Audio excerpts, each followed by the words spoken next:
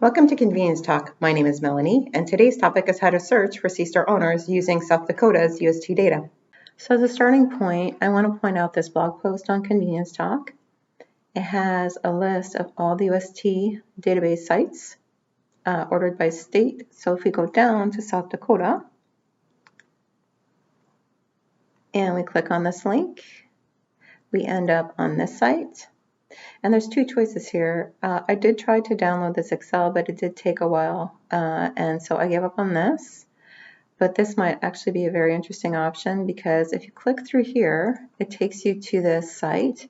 And what I selected is all facilities, all fields, and then I asked to export the data.